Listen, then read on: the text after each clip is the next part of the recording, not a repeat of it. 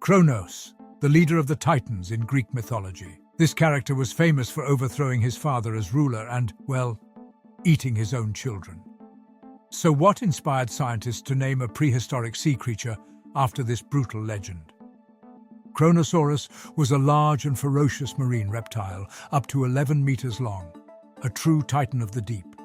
But before we dive into the animal itself, let's have a quick mythology session to help us understand the formidable character this creature is named after. Born early in time, Kronos was the leader of the Titans. Despite this, he wanted even more power, and so he sliced his father, a primordial Uranus, apart with a sickle. But power came at a price. A prophecy warned that Kronos would one day be overthrown by his own children, just as he had overthrown his father. Paranoid and desperate to cling to his throne, Kronos devised a horrifying plan. He swallowed each of his children the moment they were born, trapping them alive in his stomach. His wife Rhea couldn't bear to lose all her children. When their youngest, Zeus, was born, Rhea tricked Kronos by handing him a stone wrapped in baby blankets. Kronos, thinking it was his newborn son, swallowed it without a second thought. Meanwhile, Zeus was hidden away and raised in secret. When he grew strong enough, he returned to confront his father. In an epic showdown, Zeus forced Kronos to vomit up his siblings, gods you might recognize, such as Hades and Poseidon. Together they waged a war against Kronos and the Titans. In the end, the Olympian gods won, banishing Kronos and the Titans and taking control of the cosmos. But not without showing that Kronos could be a pretty brutal character. Now that brings us to the animal of today's video. Named after this brutal character, Kronosaurus was very formidable itself. Now, Kronosaurus was not technically a dinosaur, but a pliosaur, a large, short-necked pliosaur to be exact. This group of animals is an extinct clade of plesiosaurs, a well-known group of large marine reptiles. It was first discovered in 1899 in Queensland, Australia, giving rise to its full species name, Kronosaurus queenslandicus. At the time, paleontology was still a fairly new science, and these fossil fragments weren't exciting enough to be focused on, so they were set aside without much fanfare. Fast forward a few decades to the 1920s, when a young scientist named Heber Longman, curator at the Queensland Museum, rediscovered these bones in storage. Longman recognized their significance and formally described the species in 1924, naming it Kronosaurus queenslandicus. But this was only the beginning. A few years later, in the 1930s, a joint Australian-American expedition to the remote fossil fields of Queensland struck gold. Well, fossil gold. They unearthed much more complete remains of Kronosaurus, including massive jaws lined with sharp, conical teeth, each the size of a banana. These fossils provided a clearer picture of the creature's terrifying anatomy. A short, muscular neck, a robust body, and 4 powerful paddle-like limbs, perfect for propelling it through ancient seas. The fossils were transported to the United States, where they were studied and reconstructed at Harvard University. The reconstruction, displayed at Harvard's Museum of Comparative Zoology, became iconic. It was a 13-meter marine reptile skeleton, a fearsome sight to behold, although there was a small twist. Later research revealed that the original reconstruction added extra vertebrae, making Kronosaurus appear longer than it really was. Modern estimates place its length at around 10 to 11 meters. Still massive, but not quite the 13 meters originally claimed. And its size was certainly not lost elsewhere. At over 2.5 meters long, its skull alone was a weapon of mass destruction. The skull housed at Harvard measures 2.85 meters long, meaning that the Kronosaurus's head was larger than any theropod dinosaur. Its jaws were lined with long conical teeth designed to pierce skin and crush bones. One of the identifying features of the species are the 4 canines that face downwards from its premaxilla, teeth near the front of the skull in what is a long line of these weapons. Unlike modern predators, which often have serrated teeth for slicing, Kronosaurus had robust, smooth teeth designed for gripping slippery prey like fish, ammonites, and even other marine reptiles. Think of it as the prehistoric equivalent of a hydraulic press. Its head was disproportionately large compared to its body, accounting for nearly a quarter of its total length. This gave Kronosaurus an exceptionally powerful bite, comparable to that of a modern crocodile. Estimates place its bite force at around 15,000 to 27,000 newtons, rivaling that of a T-Rex, but falling short of a megalodon, somewhere in between.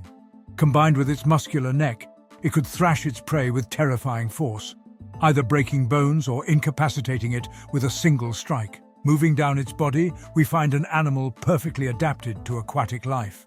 Kronosaurus had a streamlined, torpedo-shaped body, which minimized drag as it sped through the water. Its four flippers acted like the blades of a high-powered motorboat, propelling it with both speed and precision. Unlike modern marine reptiles such as sea turtles, whose propulsion relies heavily on their front flippers, Kronosaurus used all four. Double the power, double the agility, and double the chance of catching its fast-moving prey. So, where did Kronosaurus fit into its ecosystem? The short answer: at the very top. Based on the stratigraphic distribution in the fossil record, in other words, which geological layer the fossils were found in, Kronosaurus is known to have inhabited the Eromanga Sea. This was an ancient inland sea that covered a large part of Australia during the early Cretaceous period. The early Cretaceous oceans were teeming with life, from ammonites and large fish to other marine reptiles like turtles, ichthyosaurs, and smaller plesiosaurs like leptocleidids. With many of these prey species being agile and vigilant, Kronosaurus needed to do something quite hard for an 11-meter predator, and that was to hide. It likely employed ambush tactics, lurking in deeper waters before lunging upward to snatch prey. Using its powerful flippers as discussed earlier, it would have been capable of extreme bursts of speed. Coupled with its strong jaws, its bite force would have been strong enough to crush the shells of armored prey like turtles and ammonites, which few other predators could tackle. One Kronosaurus specimen, which is the most complete specimen known, contains the remains of a sea turtle. While too broken to determine the genus, the turtle's measurements were similar to Notokelani, the most widespread sea turtle of the area. On another occasion, a different species or marine reptile, Eromangosaurus, was discovered in 1933.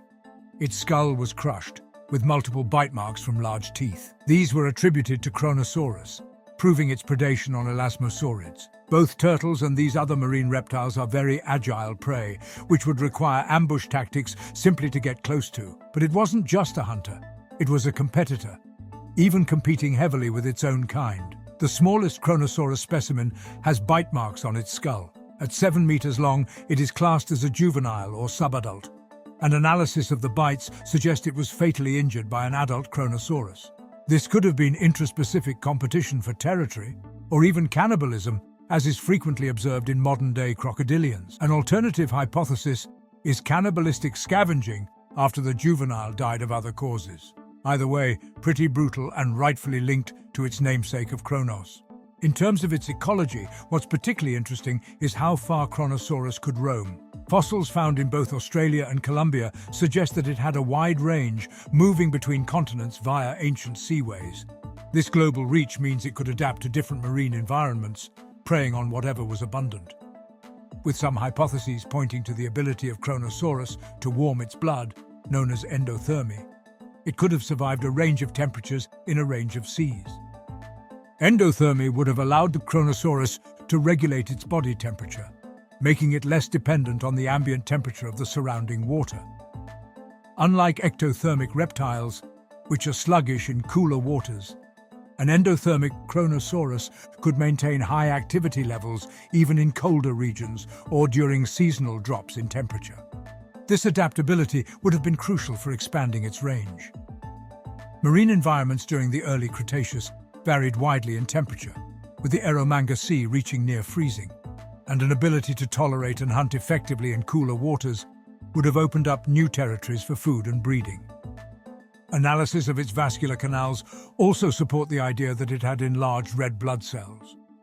This would have aided in oxygen transfer in these cold environments, as well as supporting diving behaviors, allowing exploration of even more territories.